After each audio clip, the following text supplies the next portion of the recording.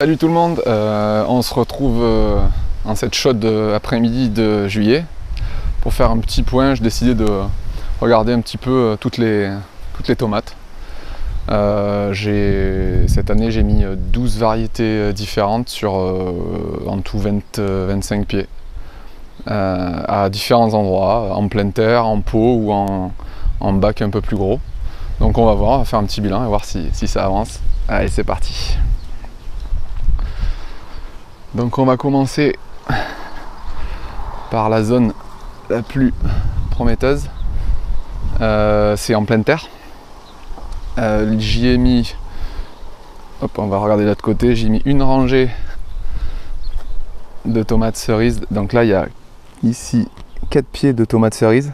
Comme vous voyez, il y en a un là, il a dépassé les 2 mètres. Ça c'est les tomates cerises de base, cerises rouges. Il a dépassé les 2 mètres.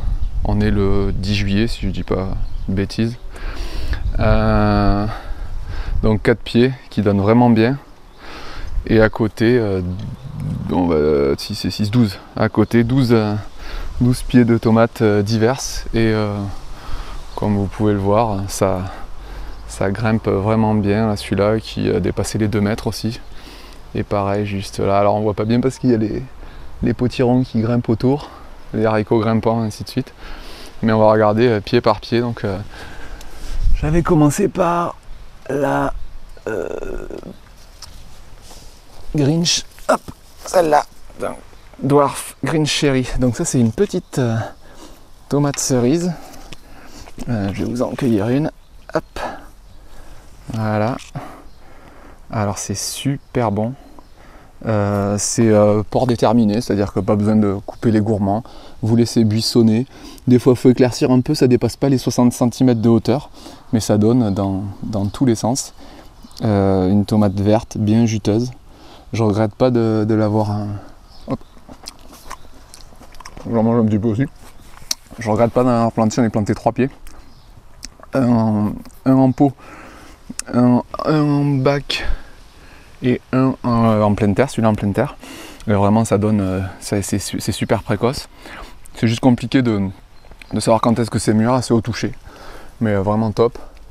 On enchaîne avec, alors là c'est le coup de cœur, c'est le pied de quartz, tomate cerise quartz. Regardez un petit peu les bouquets que ça fait. Regardez ça. Ils disent une centaine, ils se sont pas trompés. Donc j'ai le premier en bas là. Normalement ça mûrit ça va jusqu'au rouge, pas rouge foncé mais rouge clair, un peu transparent. Mais vous pouvez aussi les manger quand elles sont jaunes. Regardez la petite abeille qui butine, enfin l'abeille commune. Hop. Et ça donne.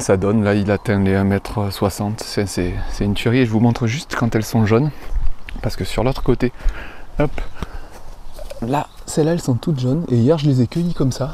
Parce qu'au toucher, elles avaient l'air vraiment pas molles, mais quasiment. Et c'est une tuerie. Le goût est différent.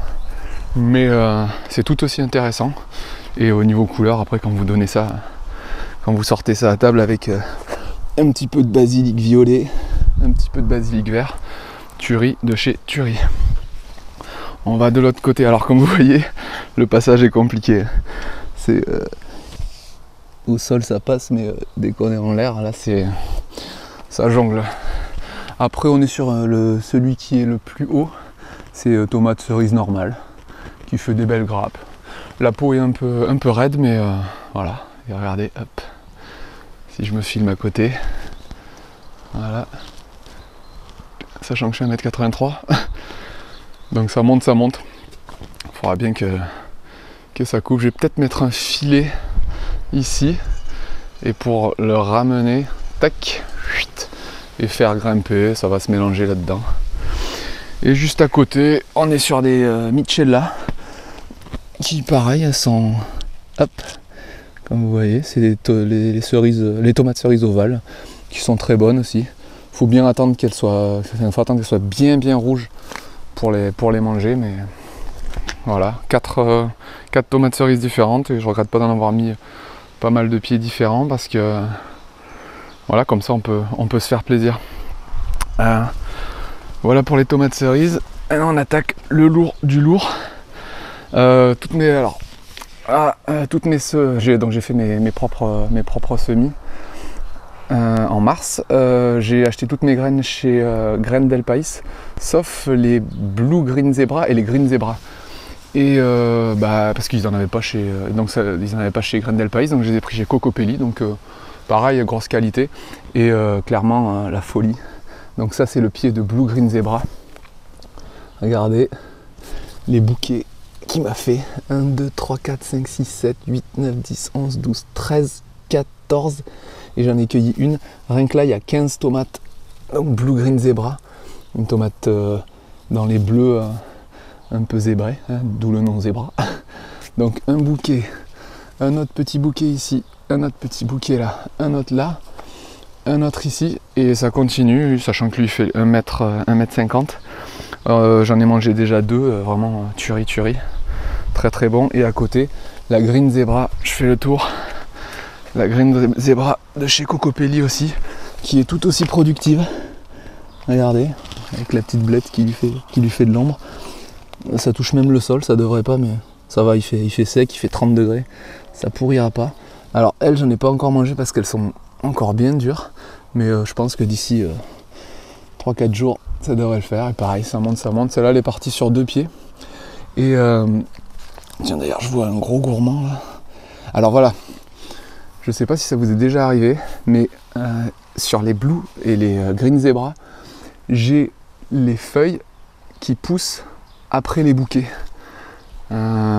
Typiquement, je vous le montre. J'ai jamais vu ça. Vous voyez, ça, c'est un bouquet, tac, et ça repart. Donc le bouquet, et voilà. Donc, alors que normalement, quand il y a un bouquet, il n'y a plus rien au bout. Et bien sur les Blue Green Zebra et les Green Zebra, le bouquet peut partir en gourmand. Donc des fois je coupe, des fois je laisse, mais c'est pour ça que là j'en ai une qui est partie sur la Green Zebra, est partie sur deux pieds. On enchaîne avec la Dark Galaxy. Elle est très précoce. Elle fait des petits fruits qui sont super jolis, super bons. Manger en salade, c'est un régal pour les yeux et pour les papilles. Et pareil, regardez, un bouquet de... Là j'en ai cueilli 2 dessus, 2, 4, 6, 8. 8 petites ici. On enchaîne ici, tac, un peu au-dessus. Et celle-là, alors, truc de malade, la tête était complètement grillée. Je n'ai rien fait, je me suis dit je vais laisser. Donc il n'y avait plus de tête, donc théoriquement elle ne pouvait plus pousser. Ah bah le phénix quoi, elle est revenue de ses cendres et elle repart. Et elle me fait 2 bouquets, juste là. Alors que tout ça c'était en mode, au début je pensais que c'était le mildiou, mais je dis non, c'est pas possible que ce soit le mildiou, parce que par en haut comme ça, et puis je pense que c'était plutôt une attaque d'insectes. Et il y a encore des petits, et puis elle est repartie, parfait. Hop, donc ça, voilà, 3 pour la ligne. Et après ici, ça c'est la romaine striée. Alors poussez-vous les blettes, hop, pareil, hein, ça courbe. Des fois j'ai peur que ma structure elle pète. Mais on a tenu sur un vent de 80 km/h. Donc ça tient. Et au sol, là il y a au moins 15 cm de paillage. Donc la romaine striée, pareil. Un bouquet en bas de 6 belles tomates. Un autre au-dessus. Encore un autre. Encore un autre. Encore un autre. Et après... ça continue, celle-là elle arrive à 1m70. Donc c'est beau. J'en ai pas encore mangé des romaines striées, ça ne saurait tarder. On enchaîne avec, alors celle-là je la trouve magnifique. Elle est là, c'est la tangerine. Je me rappelais plus qu'elle faisait des fruits aussi gros. Alors attendez, hop. C'est la guerre ici. Je vais mettre un pied là-bas. Je sais même pas comment je vais faire. Hop, la tangerine. La tangerine. Vous voyez le bouquet. Là, il y en a 2, 4, 6, 7. Là, il y en a 7 et ça fait des des fruits comme des belles oranges. Donc celle-là elle est en train de mûrir, elle va pas tarder. Et pareil, hein, un bouquet là,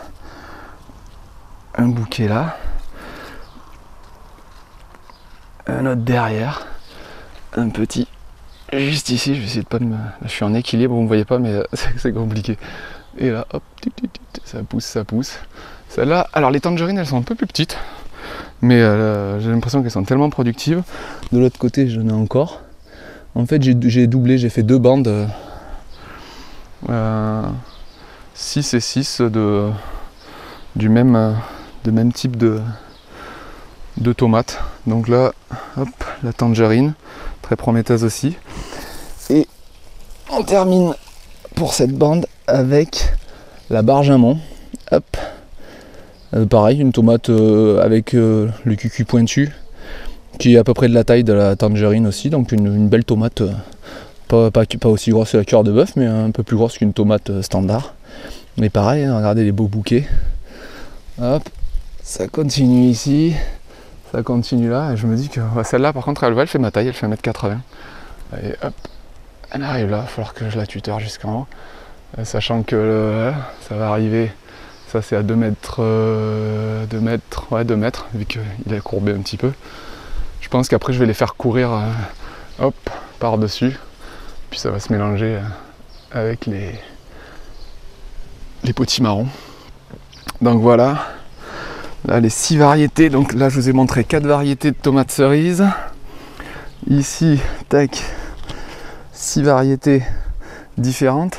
De l'autre côté, c'est pareil, à l'image, j'avoue que ça fait tellement brouillon. on voit du vert. Et là, de nouveau pareil, là on va avoir la Blue Green Zebra, ici, en face, la Green Zebra, juste ici. Derrière on la voit pas, mais c'est la Dark Galaxy. Et après on renchaîne ici avec cette fois-ci en inversé, la barjamon, hop, juste là. Derrière, avec son gros fruit, la tangerine. Et au fond, là-bas, au fond, celle qui est la plus haute. Regardez, elle monte jusque là. C'est la romaine striée. Donc voilà, 12 pieds. C'est ceux en lesquels je croyais le plus, parce qu'ils sont en pleine terre et traités comme des rois. Ils m'ont pas déçu. Vraiment, là, ça va commencer à sérieusement récolter. Donc vraiment très très cool. Et ça grimpe, ça s'arrête plus. Et donc comme vous voyez, la structure, c'est tellement lourd que ça courbe. Mais comme on dit, le bambou plie mais ne casse pas. On espère. Et on espère surtout qu'il ne va pas casser, parce que quand on voit la taille des potimarrons, ouais, et qu'il y a entre les potimarrons et les spaghettis, comme vous voyez là, tac, ici, il y a du lourd. Un peu plus loin, j'avais de la place, j'ai remis ici un pied de hop, vous les reconnaissez, hop, c'est les Green Cherry, pareil, hein. Ça mûrit gentiment, ça fait son petit buisson. C'est un peu envahissant au niveau des poivrons, mais ça va être un délice. Alors ça c'était pour les pleines terres. Maintenant on arrive sur mon... Alors c'est des carrés potagers, mais pour moi c'est un équivalent de pleine terre, parce que le carré je l'ai posé à même le sol, sur un sol que j'avais travaillé sur 15 cm. Et donc là, 15 cm travaillé dessous. Là ici on est à 30 cm, donc ça fait 45 cm. La seule différence avec la pleine terre, c'est que ça, avec le soleil, ça chauffe. Donc ça fait une partie là, toute cette partie sur au moins 10 cm. C'est vrai que ça a tendance à chauffer un peu plus qu'en pleine terre. Donc c'est la seule différence. Mais quand vous voyez, vous allez voir la différence. Là encore elle se porte pas mal, mais derrière, donc ici j'ai une Tigerella bicolore. Celle-là je ne vous l'ai pas encore présentée parce que je n'ai pas mis en pleine terre. C'est la plus précoce. Elle fait, hop, comme vous voyez, des petits fruits striés. pas plus gros que ça, hein, ça c'est au maximum. J'en ai déjà ramassé 6 ou 7 sur mes 2 pieds. C'est super bon, en gros c'est une grosse tomate, une très grosse tomate cerise. Donc vous voyez, alors celui-là ça va, comment il fait? Ouais, celui-là il a bien monté. Celui-là il doit faire 1m50. Mais par exemple derrière vous avez la quartz. Et la quartz chez moi de l'autre côté en pleine terre elle fait plus de 2m10. Alors qu'ici elle fait 1m30 quoi. Elles ont été plantées en même temps et l'exposition est sensiblement la même. Mais voilà, c'est pas. Voilà. Rien ne vaut la pleine terre, hein, je vous le dis. Une nouvelle, hop, la Black Pear. Alors celle-là je ne l'ai pas encore goûtée parce qu'elle commence tout juste à mûrir. Vous voyez, ça fait des tomates de taille moyenne qui deviennent un peu noir chocolat. Là elles ne sont pas encore totalement mûres. J'en ai mis 2 pieds. Un pied ici, un autre pied en pleine terre de l'autre côté avec les fleurs, mais la terre est moins bonne donc elle est moins jolie, mais celle-là elle fait des beaux bouquets aussi. Donc pareil, pas déçu, on attend de goûter ça. Et donc derrière la Tigerella, toujours avec ses bouquets absolument énormes. Et là derrière, hop, c'est la Michella, qui elle pareil est beaucoup plus petite que de l'autre côté, mais qui se porte pas mal. Et de ce côté on termine avec la tomate normale, enfin tomate cerise normale rouge. Et cette fois-ci en sac. Et en sac moi, je suis pas le roi des sacs ou des pots, hein. J'arrose trop, j'ai toujours l'impression que ça manque d'eau et ça loupe pas, ça excès d'eau, donc ça a tendance à pourrir, à filer des maladies. On peut le voir ici, vous voyez la feuille là, elle commence à jaunir sur les bords, ça c'est moi, ça c'est Bibi qui met trop d'eau. Mais elle est encore en vie, elle a fait 3 gourmands, elle s'est mélangée à la bourrache, donc on laisse. Donc ça c'est pour ce côté là. Et après j'ai encore des petites tomates, je voulais pas les jeter, personne n'en voulait, donc personne n'en voulait. Je connaissais pas de jardinier qui voulait de mes plants, donc je les ai plantés dans des petits pots en gros soleil. Ça c'est la Dwarf Green Cherry, donc pareil. Donc là vous voyez bien quand c'est mûr. Celle-là, vous voyez la couleur, tac, elle est presque translucide, elle commence à tirer vers le jaune très clair. Alors que si vous regardez, tac, ça, hop, là on voit bien que c'est pas mûr. Mais vous voyez bien la taille, c'est moins buissonnant qu'en pleine terre. Là, hop, celle-là, la pauvre, elle est malade. C'est la Tigerella bicolore, ma deuxième. Et regardez, ça c'est excès d'eau. Enfin, arrosage irrégulier, je dirais. Alors j'ai essayé de mettre ces trucs, mais ça se bouche. Vous voyez, c'est le... Attendez, hop, je vais montrer. C'est une espèce de goutte à goutte. Mais avec le filtre ça se bouge, des fois le truc ici il se défait, il y a tout qui se verse d'un coup. Honnêtement ce truc c'est pas du tout concluant, hein. J'ai mis ça quand je suis parti en vacances mais c'est un peu merdique. Mais elle survit, elle fait des fruits prêts à récolter, très très bon. Et on termine, hop. On termine avec 2 pieds que j'avais en excès. Hop, elle est pas avec les Stipa Tenuissima, là, il y en a partout. Ça c'est la Black Pear avec une qui est prête quasiment très récoltée, hop, au fond derrière, et qui galère un peu au niveau taille parce que le sol ici est beaucoup moins bon. C'est un sol pour plantes fleuries, donc c'est un sol pauvre. Et là ici j'ai mis une romaine striée. Alors là ça mûrit à fond la caisse, mais pareil elle est quand même, elle se porte à peu près bien, mais vous voyez elle m'a fait la maladie du cul noir. Ils disent que c'est un problème de calcium. Là je pense que le sol il est vraiment pas terrible, mais voilà, je voulais pas jeter de pied donc je les ai plantés là, et puis ça fait des tomates, c'est l'essentiel. Donc voilà, je vous ai montré mes 25 pieds. Je suis vraiment super étonné, super content d'avoir un si bon résultat. Voilà, là, pas de risque de mildiou, il fait plus de 30 degrés l'après-midi. Donc voilà, une dernière vue de mon petit cube. Juste pour info, j'ai rajouté des filets ici, donc là ça va vraiment couvrir tout partout. Et les haricots qui grimpent, ça grimpe Ici, là, c'est ce que j'ai planté la semaine dernière. Et voilà, et ceux-là qui grimpent. Et ceux du fond qui, eux, gentiment, voilà, ça grimpe de partout. Donc voilà, j'ai l'impression que ça fait une espèce d'atmosphère un peu idéale pour un effet sous-bois.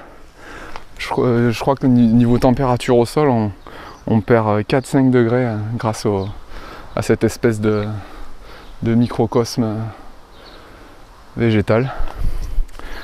Donc voilà. T'en penses quoi mon Coco? Fait trop chaud? Coco il aime pas trop les tomates. J'ai essayé de lui en donner une mais il l'a pas mangé. Coco, tu dis au revoir? Allez, je vous dis à très vite. Et Coco aussi. Bye bye.